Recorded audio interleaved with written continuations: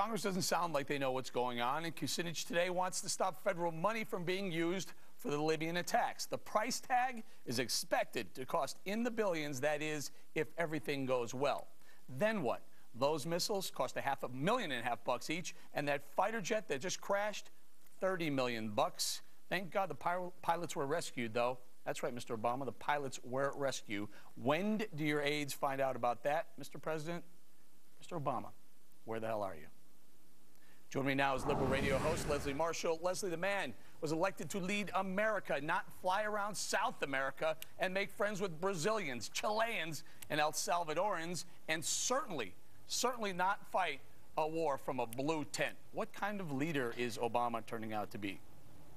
I guess he's turning out to be much like his predecessor, Eric, who fought much of the Iraq War and the Afghanistan War from his ranch in Crawford, a Camp David outside and separate from the White House. Come on, let's be fair. Not every president, left or right, is going to sit in the Oval Office for the entire duration of any war. Harry S. Truman did it. FDR did it. How about being in Washington? I'm not saying he has to sit in his office with his feet up. He can even have that the Cuban cigar he likes so much. But how about being around some information? Did you see the picture of the blue tent with he and two people sitting around with one telephone and no vision? There it is. Take a look at that. That's that. You want him making decisions? How about this?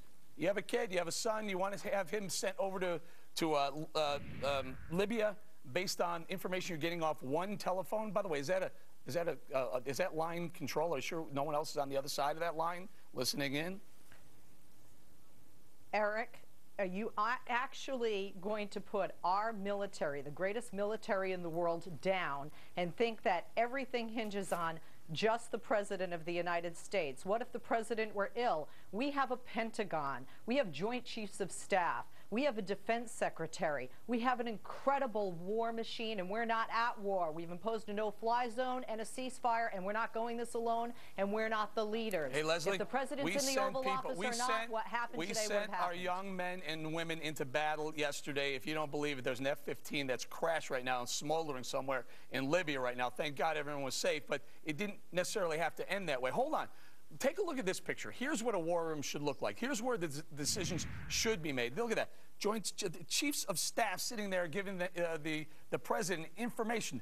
That's where he should have made the call to arms, not from some blue tent, after a state dinner serving Chilean sea bass. He didn't make the call to arms. The resolution, 1973, you know, Eric, was passed before he got on the plane to Brazil, before Defense Secretary Secretary Gates got on a plane to Russia. The resolution was passed, and the mission was already enforced before he got on the plane. Well, the way I understood, Leslie, the way I understood is Hillary Clinton made the phone call to Mr. Obama and said, we have to do this while he was there. He actually was in Rio, in Brazil, and she made the call. It doesn't sound like he made that call. Well, you know, I don't agree, Eric, and I'll say, and I'm the first to say that I think that we are 2 weeks late on this.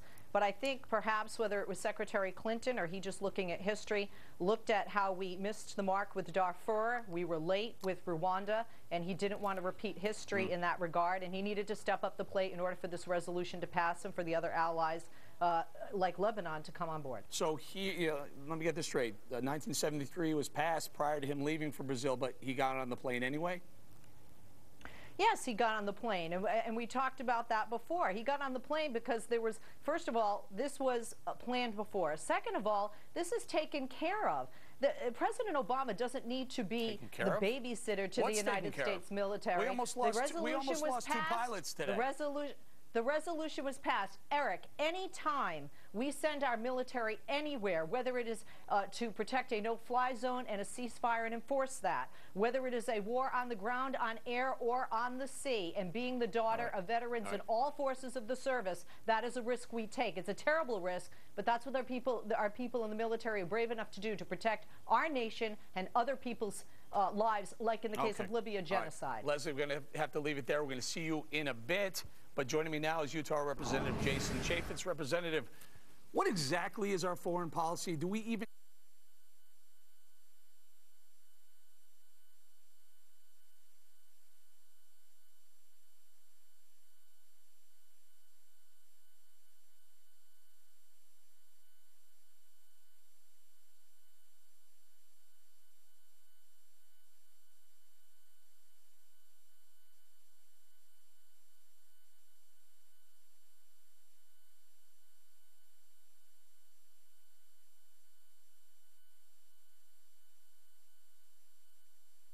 my friend? Well, hope he changed. Yeah.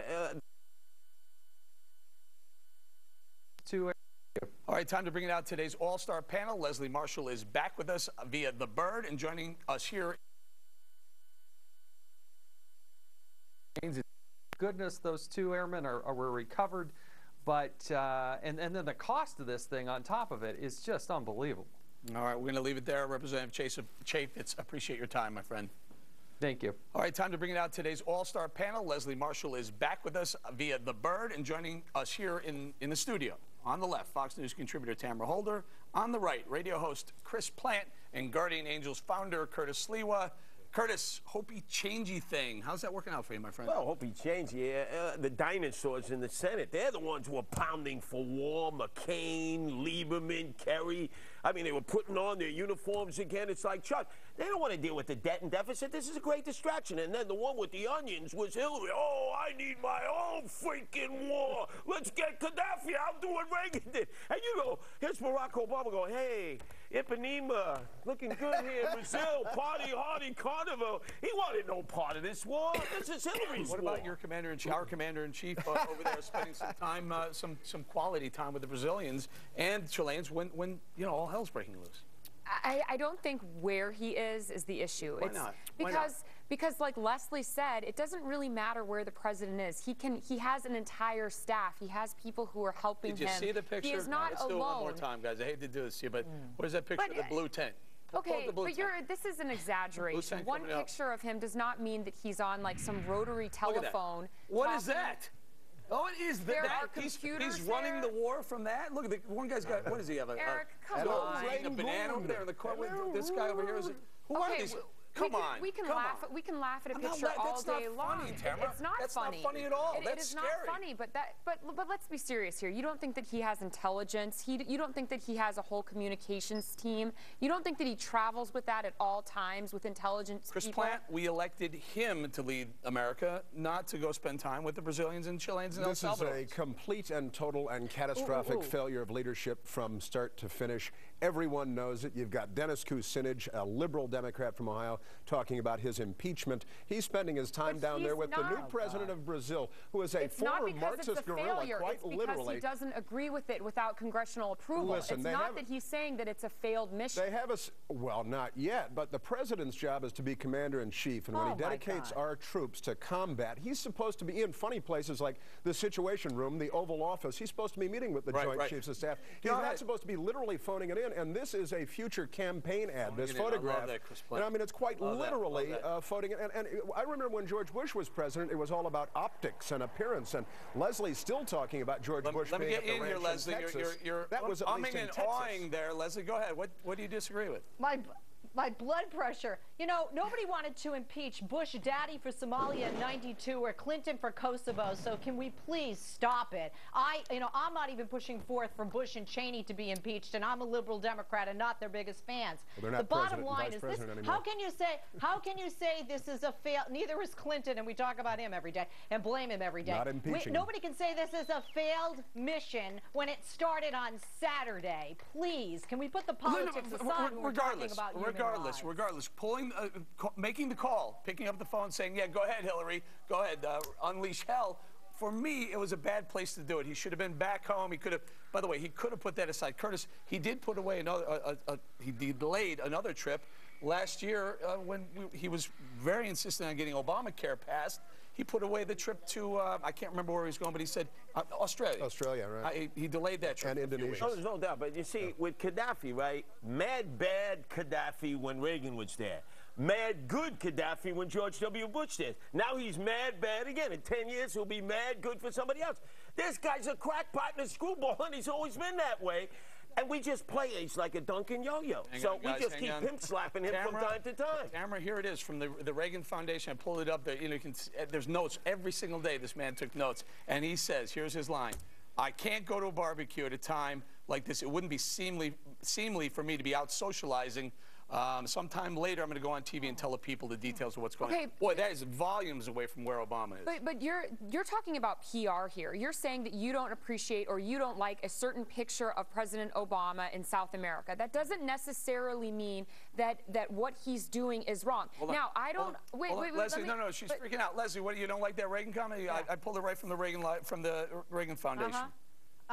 Okay, two things. One, Reagan didn't like Gaddafi either, so that's one way that he and Obama agree. Secondly, he is not going to Brazil just for R&R. Come on, Eric, you know the reality. This could lead to future jobs through consumerism. Leslie, when the people in Brazil, in manufacturing, you know what? Don't give me the jobs garbage. I would have probably bid on consumerism. I would have probably, oil. Leslie, oil. That's where I might have bitten. I might have bitten on, he may go over to Brazil to find out how to drill. And we can only hope that he's asking the Brazilians, how in the world do you drill? Because we can't figure it out here for ourselves. Meanwhile, here's $2 billion.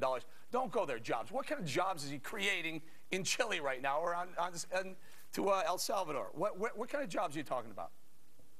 Well, when I'm talking about Brazil, I'm talking about the fact that the Brazilian manufacturers are frustrated with the cheap quality of Chinese goods. All of South America, Latin America, the world is concerned about, and you know this better than I, Eric, you're an expert on money and I'm not, about the Chinese currency. I think it's good for America to be the backball and say, look, we are basically able to bring you these goods, we're sending our young men and women into harm's way. That would create jobs. Now you have to do that. That couldn't have waited until next week. Curtis, last word. Wait a minute, Eric.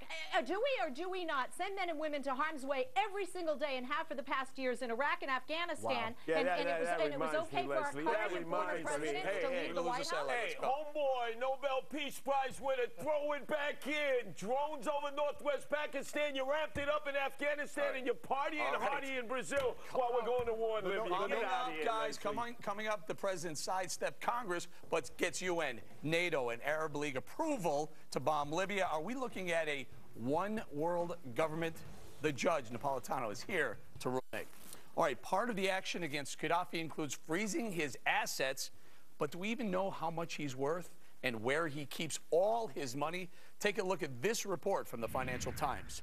The Libyan Central Bank, which is under Colonel Gaddafi's control, holds 143.8 tons of gold, according to the latest data from the International Monetary Fund, although some suspect the true amount could be several tons higher than that. How about this? It gets better.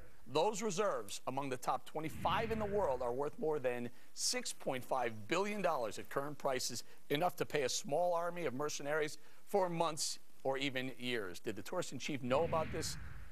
Let's go to Leslie Marshall. We're going to bring the panel back in. But, Leslie, here it is, $6.5 billion worth of gold. Could be more. Also, earlier today on the Fox News channel, Shepard Smith reports that there could be tens of billions of dollars in cash that this guy can tap. He can pay mercenaries a long time if he wanted to.